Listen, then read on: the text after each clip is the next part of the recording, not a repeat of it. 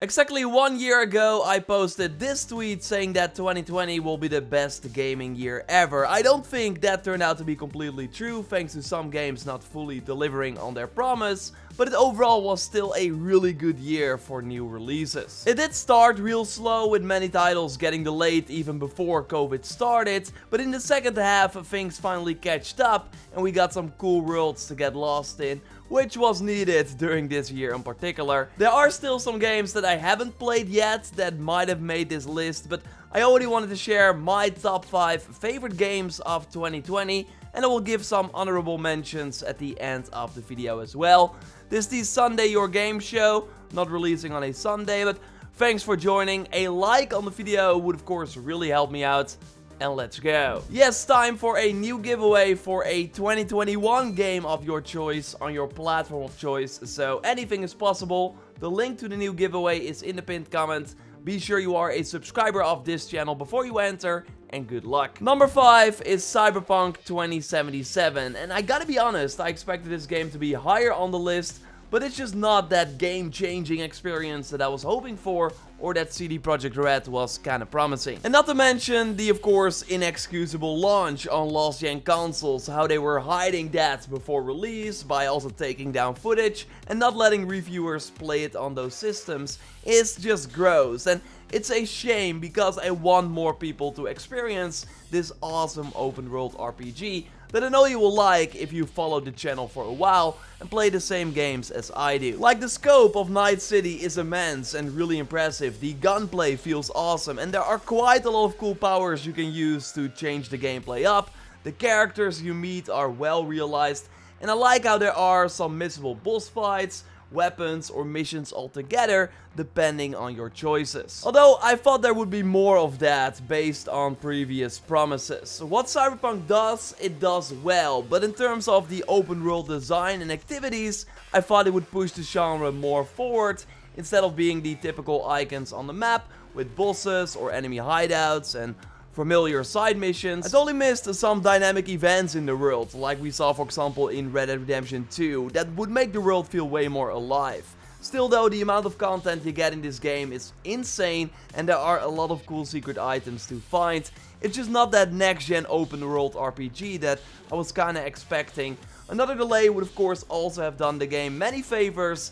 Like, this will totally be a great game to pick up in 2021, as the state will only improve from now on, but it's kinda hard to fully recommend right now. Number 4 is Final Fantasy VII Remake. This game did deliver the ultimate package at launch, and I was surprised by how well it blends the third-person action quality of other PlayStation exclusives, with like amazing looking cutscenes and action sequences, with the RPG nature we of course come to expect from the original. The combat is extremely satisfying, with boss battles that will keep you on the edge of your seat, and the music is amazing, the characters are charming, and I was surprised by the cool side activities like the arena that had some extra challenges for you to complete. There are optional bosses hidden behind missions that you could easily skip.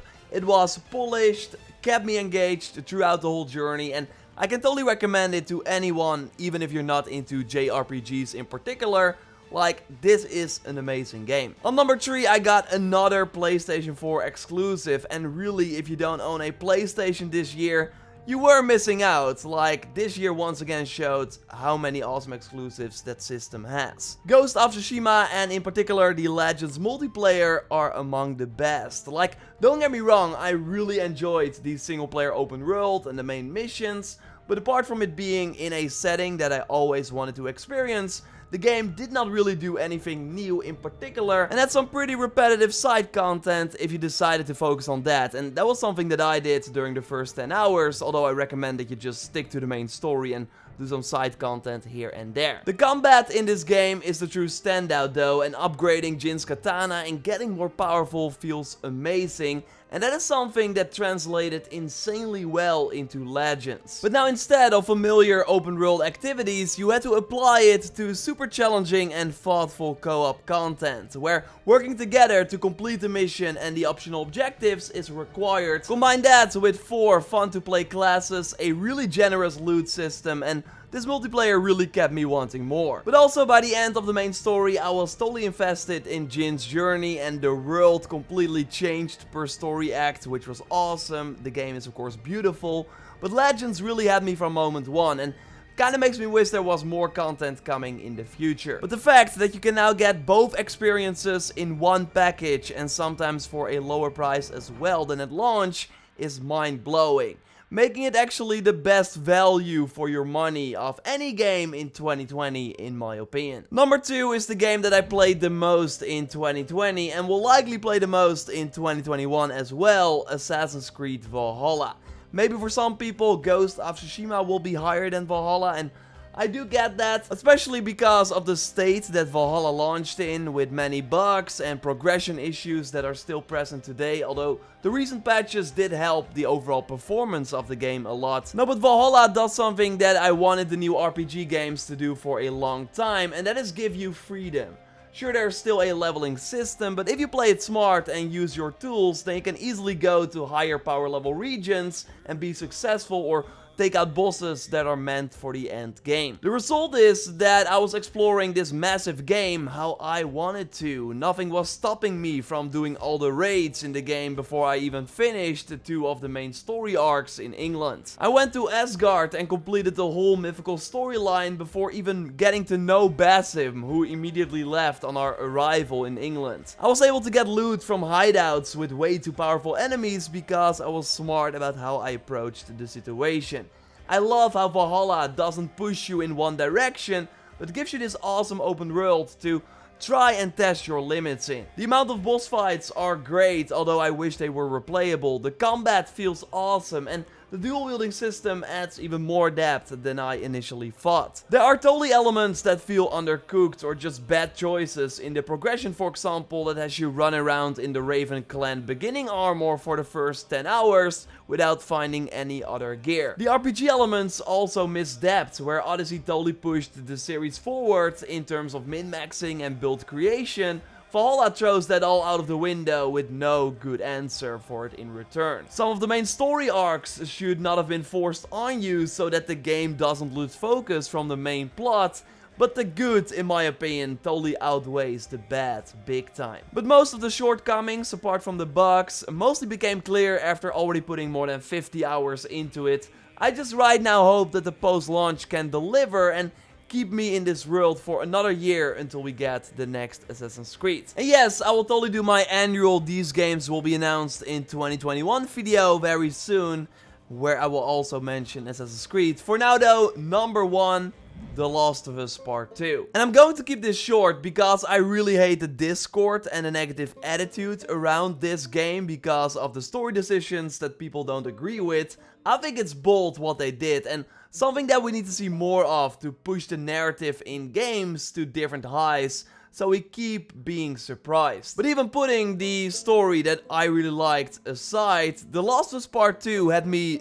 doing something that I never really did before with a Naughty Dog game: replay it almost immediately after finishing it. The moment-to-moment gameplay is just so satisfying and brilliant. With AI, I've never really seen this good and terrifying compared to any other game, period. You really feel helpless in situations, as Ellie would as well, because you're not this super powerful hero character, but you really have to use all the tools in order to survive. The game constantly surprised me thanks to diverse locations, amazing set pieces, boss fights, and just the detail in the horrifying but beautiful world. The load times, graphics, animations, and performance made me feel like I was playing a next-gen game before the PlayStation 5 even released. Naughty Dog nailed it, and the more I think about The Last of Us Part 2, the more impressed I am. If you missed this game because of the discourse on the internet when it launched, I would urge you to still give it a chance, especially if you loved the first game. This was my favorite game of 2020, and I totally think one of the best games of last generation. And I'm curious to hear your top 5 games of 2020 as well, so let me know in the comments down below. Some honorable mentions from me are Avengers. I played the game for 100 hours, and I really want to go back in 2021 when Spider-Man releases, Black Panther. Like, the blueprint is there, but they really need to figure some things out and have more variety in the endgame, for example. But when they like release more updates, I totally think this game can only get better, and I really want to return in 2021.